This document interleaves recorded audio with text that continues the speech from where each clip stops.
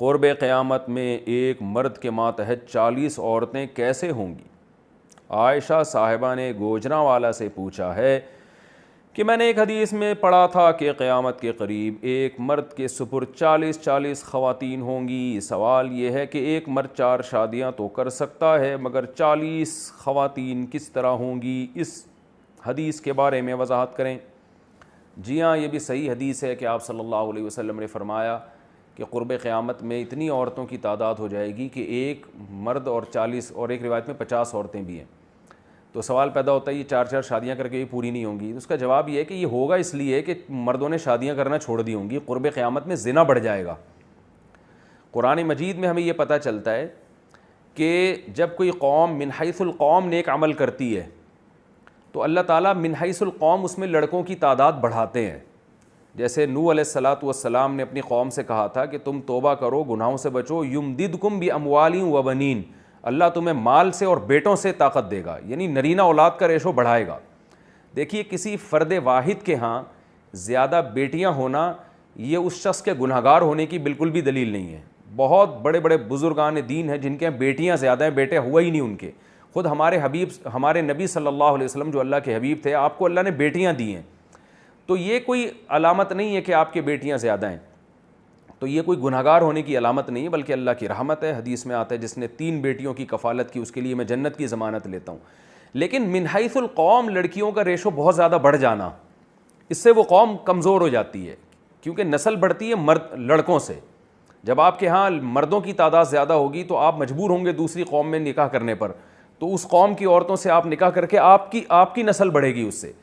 لیکن اگر آپ کے عورتوں کی تعداد زیادہ ہو جائے اور مرد کم ہو جائیں تو اس سے آپ معاشی سطح پہ بھی کمزور ہوتے ہیں اور ڈیفنس کے سطح پہ بھی آپ کمزور ہوتے ہیں، کیونکہ ظاہر ہے جو مرد جس طرح فوج میں بھرتی ہو کے میدان جنگ میں لڑ سکتے ہیں اس طرح عورتیں نہیں لڑ سکتی۔ یہی وجہ ہے کہ فرعون قرآن مجید میں آتا ہے کہ یذبح ابناءہم ویستحیی نساءہم۔ فرعون کیا کرتا تھا؟ بنی اسرائیل پہ جب ظلم کرتا تھا تو مردوں کو قتل کرتا تھا اور عورتوں کو چھوڑ دیتا تھا، کیونکہ اس سے قوم من حیث القوم کمزور ہو جاتی ہے۔ تو جب قرب قیامت میں گناہ بڑھ جائیں گے، جن گناہوں میں یہ بھی ہوگا کہ لوگ نکاح کرنا چھوڑ دیں گے، تو پھر اللہ عورتوں کی تعداد بڑھانا شروع کریں گے، کیونکہ اس سے مسائل بڑھیں گے بہت زیادہ۔ اور زنا جو ہے وہ، جیسے میں لوگوں سے آج بھی کہتا ہوں کہ جو فیملی پلاننگ کا جو جب سے یہ ہمارے ہاں ایک چرچا ہوا ہے نا، جو شریعت کے اصولوں کے بالکل خلاف ہے، اسلام اس کی کوئی مہم چلانے کی آپ کو اجازت نہیں دیتا کہ نسل کو روکا جائے، کیونکہ یہ تو اللہ تعالیٰ انسانوں کو پیدا کر رہا ہے، اور وقدر فیہا قواتہا، قرآن میں اللہ تعالیٰ کا ارشاد ہے کہ ہم نے انسانوں کی خوراک کا پہلے ہی زمین میں بندوبست کر دیا ہے۔ تو یہ اللہ پہ الزام ہے کہ وہ انسانوں کو پیدا کر رہا ہے مگر خوراک کا اس نے انتظام کیا نہیں۔ لیکن آپ دیکھیں شریعت کے خلاف جب فیملی پلاننگ کا یہ رواج ہمارے معاشرے میں بڑھا ہے تو اس کا نقصان کیا ہوا کہ اس سے لڑکیوں کا گروتھ ریشو غیر معمولی بڑھ رہا ہے۔ کیسے بڑھ رہا ہے کہ جس جوڑے کے ہاں شادی شدہ جوڑے کے ہاں 2 لڑکے یا ایک لڑکا ایک لڑکی پیدا ہو گئے تو وہ تو نسل روک لیتے ہیں، لیکن جس کے ہاں پہلی دفعہ لڑکی پیدا ہوئی، پھر دوبارہ لڑکی پیدا ہوئی، پھر تیسری دفعہ لڑکی پیدا ہوئی، تو وہ لڑکے کی لالچ میں نسل بڑھاتا ہے، تو لڑکیوں کا ریشو تو 6-7 تک چلا جاتا ہے، پھر جا کے کسی کے لڑکا ہو گیا تو ہو گیا، نہیں ہوا تو روک لیتا ہے نسل۔ لیکن لڑکوں کا ریشو زیادہ نہیں بڑھتا، لڑکے 1-2 ہو گئے تو لوگ روک لیتے ہیں نسل۔ تو لڑکے کی لالچ میں لڑکیاں زیادہ پیدا ہو رہی ہیں، لڑکی کی لالچ میں لڑکے زیادہ پیدا نہیں ہو رہے، گراؤنڈ ریئلٹی ہے۔ تو اب چائنا میں اور انڈیا میں تو انہوں نے اس کا حل تلاش کر لیا ہے، کیونکہ وہاں بھی فیملی پلاننگ کا بھرپور رواج ہے، مگر انہوں نے اس ٹینشن سے بچنے کا جو حل تلاش کیا ہے، وہ ٹینشن کیا میں دوبارہ بتا دوں کہ گروتھ ریشو نیچرل نہیں رہا ہے۔ لڑکیوں اور لڑکوں کی پیدائش کا جو ریشو ہے وہ نیچرل نہیں ہے۔ نیچرل تو یہ ہے کہ کسی کے ہاں 6 لڑکے پیدا ہو گئے تو کسی کے ہاں 6 لڑکیاں پیدا ہو گئیں، اس فیملی میں 8 لڑکے پیدا ہو گئے تو اس فیملی میں 8 لڑکیاں پیدا ہو گئیں، یہ قدرت کی طرف سے ہوتا ہے۔ لیکن جب آپ نسل روکیں گے تو جس کے ہاں پہلے یا دوسرے نمبر پہ لڑکا پیدا ہو گیا وہ تو روک لے گا، جس کے ہاں نہیں پیدا ہوا وہ لڑکے کی لالچ میں 6-7 لڑکیاں پیدا کر لے گا۔ اور یہ اتنی بڑی حقیقت ہے کہ ہمیں یاد ہے بچپن میں جگہ جگہ حکومت کی طرف سے یہ سائن بورڈ پہ یہ لکھا ہوتا تھا کہ لڑکے کی لالچ میں کنبا نہ بڑھائیں اور بیٹی بھی اللہ کی رحمت ہے، یہ لکھا ہوتا تھا۔ حالانکہ یہ نیچرل نہیں ہے، ہر شخص کو اپنی اولاد میں نرینہ اولاد چاہیے، اس کو پتہ ہے بھئی یہ نرینہ جو لیس الذکر کالانثیٰ، قرآن بھی کہتا ہے جو کام لڑکا کر سکتا ہے وہ لڑکی نہیں کر سکتی.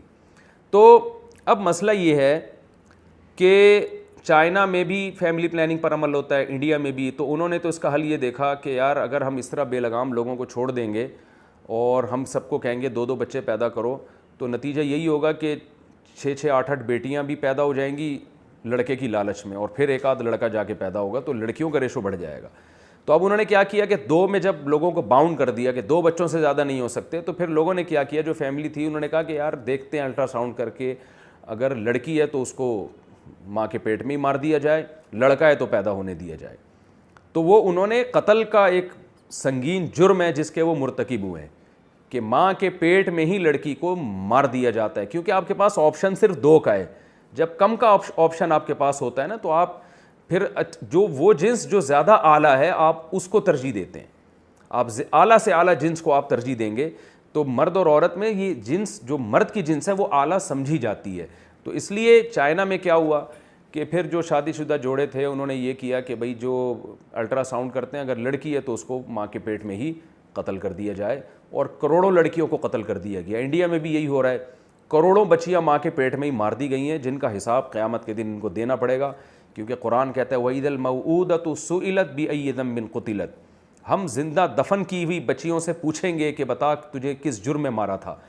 تو علامہ ابن کثیر رحمۃ اللہ نے لکھا ہے اس آیت کے تحت کہ جیسے عرب میں یہ رواج تھا کہ بچی کو زندہ دفن کرتے تھے، تو یہ جیسے قتل تھا، تو جو مائیں اپنے پیٹ میں اپنی بچیوں کو مارتی ہیں، قتل کرتی ہیں، جو باپ اپنی بیٹی کو پیدا ہونے سے پہلے مار دیتا ہے، اس کی بیٹی کو بھی قیامت کے دن اللہ اپنے دربار میں لا کے کھڑا کرے گا اور پوچھے گا کہ بتا تجھے کس جرم میں دنیا میں آنے سے روکا گیا اور ماں کے پیٹ میں ہی تیرا گلا گھونٹ دیا گیا.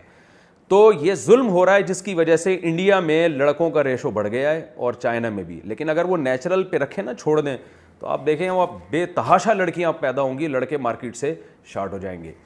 تو یہ فیملی پلاننگ کا ایک بہت ہی بھیانک نتیجہ ہے جو دنیا دیکھ رہی ہے، اور ہمارے ملک میں بھی ایسا ہو گیا. میں تو دیکھتا ہوں گھروں میں 6 8 بیٹیاں ہیں بیٹے کی لالچ میں، لیکن 8 بیٹے ہمیں مارکیٹ سے شارٹ نظر آ رہے ہیں. پہلے ایسا ہوتا تھا کہ بھئی ان کے ہاں 7 بچوں لڑکوں کے بعد ایک لڑکی پیدا ہوئی، تو ان کے ہاں 7 لڑکیوں کے بعد ایک لڑکا پیدا ہوا. اب الٹا حساب کتاب ہو رہا ہے کہ لڑکیاں تو بہت ہیں، لڑکے آہستہ آہستہ مارکیٹ سے شارٹ ہو رہے ہیں. تو جب بھی آپ فطرت سے بغاوت کرتے ہیں، شریعت سے بغاوت کرتے ہیں، اس کے بھیانک نتائج نکلتے ہیں.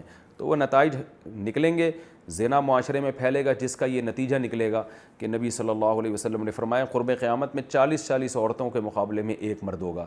تو وہ نکاح کا رواج ہی ختم ہو چکا ہوگا. یہ 4 شادیاں جو آپ نے پوچھا ہے سوال کہ 4 سے کیسے پورے ہوں گے، وہ 4 کیا، اس میں ایک بھی لوگ ایک شادی بھی نہیں کر رہے ہوں گے اس وقت، تو اسی کا تو وبال ہوگا. اگر لوگ اس زمانے میں اتنے نیک ہو جائیں کہ 4 شادیوں پہ آ جائیں، تو پھر یہ گروتھ ریشو میں جو یہ اتنا زیادہ بیلنس جو ان کا آؤٹ ہوا ہے نا، یہ آؤٹ ہی نہیں ہوگا. کیونکہ جب تک لوگ فطرت کو فالو کرتے ہیں تو قدرت پھر ایسے انتقام لوگوں سے